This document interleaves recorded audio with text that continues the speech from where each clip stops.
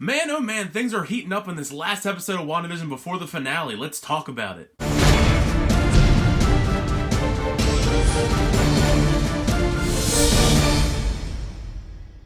Everybody, so yeah, we've made it now to episode 8 of WandaVision on Disney+, the last episode before the finale. Thank you as always for checking back each week to talk about the show with me. I love talking about it with you guys. If you enjoyed it as well, make sure you leave a like and also subscribe to the channel so you're up to date with all of our WandaVision discussions and also my other movie reviews and all that stuff on the channel as well. There were quite a bit of reveals in the last episode. We saw Monica actually gain her ability, so she's going to be Spectrum or Photon in the MCU depending on what name they give her, which is awesome. I'm glad to see her getting more development in the series. Then we see that Pietro is actually working with Agnes based on that mid-credits scene. We have seen that he actually is kind of being mind-controlled, so it's not by his own choice.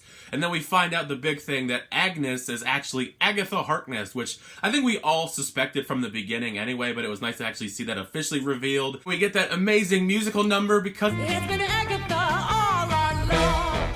I mean, I love that song. I've been listening to it nonstop basically this whole week. I felt this episode was a really great exploration into the backstories of Wanda Maximoff and Agatha Harkness. We do start off the episode seeing the backstory of Agatha Harkness, how she was a witch during Salem in that time period. And she actually sucks out all the energy from all these people around her. It reminded me a lot of when Baron Mordo did it at the end of Doctor Strange. We get a clearer picture of how powerful Agatha Harkness really is when we're down there in that basement dungeon that she has and she's talking to Wanda Maximoff about things. But it was perplexing the fact that Wanda is doing all this stuff and Agatha Harkness really has no idea how she got this powerful. And then we have to go on this backstory journey and figure out all the stuff through all the traumatic moments in Wanda's life. And I feel like that was the heartbreaking part of the episode, was just seeing all the trauma and grief that Wanda experienced throughout her life so far. Starting off at an early age, we get to see her and Pietro as children in Sokovia before the bombings, of course.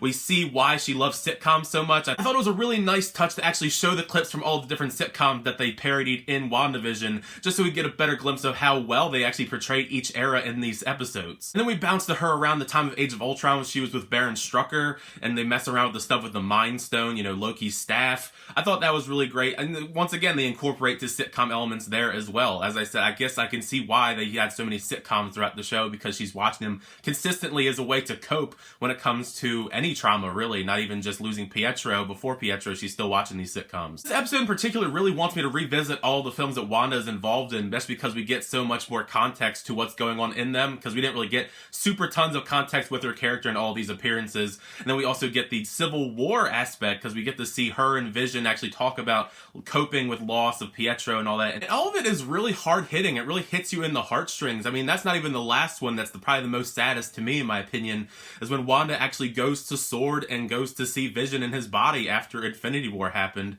And he's all dismembered. Hey, she talks to Hayward and Hayward won't give Vision's body to her. It's such a hard-hitting scene seeing Wanda go down there and look at Vision. You can just see the sadness welling up in Elizabeth Olsen's eyes. I did find it intriguing realizing that she actually didn't leave Sword with Vision's body as we assumed earlier on in the season.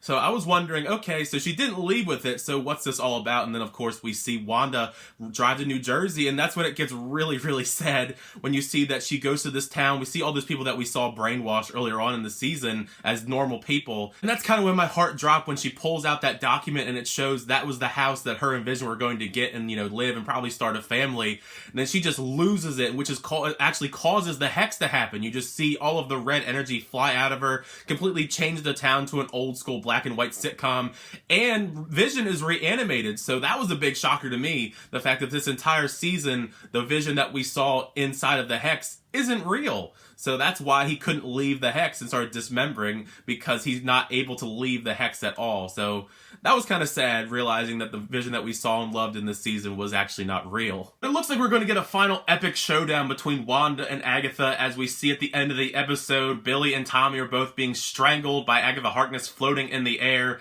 It looks like a final showdown to me. Calls Wanda a Scarlet Witch, and that ends the episode. But there is a post-credit scene, because I actually knew this time to look for one, because last week I didn't look because the credits are so long, and I figured after 6 episodes they weren't going to sneak one in, but they did. And this time I checked, and it's a really great post-credit scene. I think it's better than the one we got last week. It's Hayward. It's actually showing how terrible Hayward really is. I really don't like him, but he got the energy from that Stark Industries little plane from previous episodes, and he's using that energy to actually bring back the real Vision body. They rebuilt Vision. He's white, kind of like what we saw in the comics before in the past.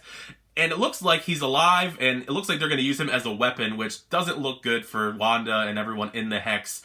I'm really nervous, because I know that, Vision is going to be the bad guy, maybe, in the next episode, and you have to destroy him. Maybe there's some humanity that can try and twist it and actually revive Vision to be normal again, but I don't know. The design is cool, and I don't want to see Vision actually die again, because we've seen him die so many times already.